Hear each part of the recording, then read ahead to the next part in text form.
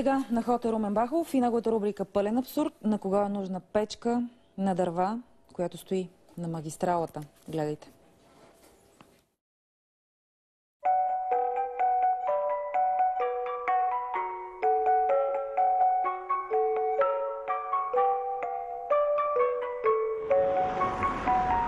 Какво правиш тук?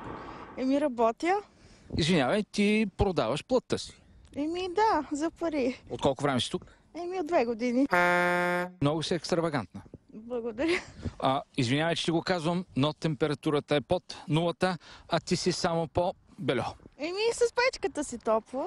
Извинявай, не съм виждал подобно нещо. Истинско кюмбе. Откъде си намираш дърва за кюмбето? От къщи си взимам. Дърва? От вкъщи си носиш дърва? Да. Тук има достатъчно дърва. Не мога да цепа сега и да такова. Трябва да си гледам и моите задължения. Професионалните ти задължения са да доставяш удоволствие на клиентелата. Да. А кой измисли номера с печката? Аз.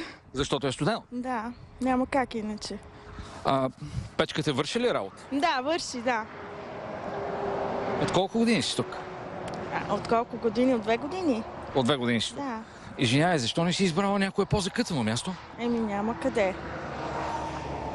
Няма къде. Ако ти видиш такова нещо, как би го изкоментирала? Не знам, като ми е студено, няма как.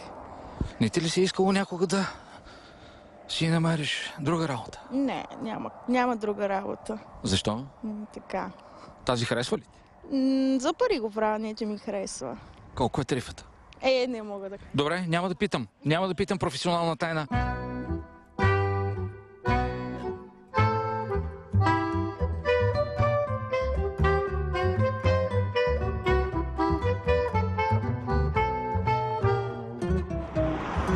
Това кюмбе, което се намира на магистралния път за София, а тя си вади тук хляба. Ето го, това дърво.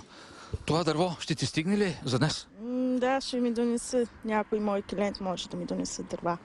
А клиентите ти носят и дърва? Да, като свършват. Накратко казано, клиентите на понякога, преди да се възползват от нейните услуги, събират дърва наоколо, за да запалят или по-скоро да поддържат огъня в печката. Извинявай, но като гледам тук, дали има клиенти, които биха се съгласили пред такива условия или? Аз ти казах, че си нося дърва вкъщи. Аз не седа много. По 2-3 часа се прибирам. Да, но когато дойде клиент тук, извинявай, много е студено. Не, като е запален огъня, не е много студено. Искаш да ми кажеш, че... Седиш до печката, според тебе е студено ли? Не е студено да стоиш до печката, но на клиентите не им ли е студено? Не знам. Това вече не знам. Пожелавам ти да бъдеш жива и здрава и ти желая много късмет. Поддържай огъня, а на всички, които ни гледат, но не те виждат, какво да пожелаем? Всичко най-хубаво. Аз съм Румен Бахов, а вие гледате "Пълен абсурд". Ако пътувате по този магистрален път и видите наоколо здрави и прави мъже, които събират дърва от близкия хръсталак и ги носят тук и ги слагат в това кюмбе, то е единствено и само защото ги е помолила да й създадат малко топлина и уют.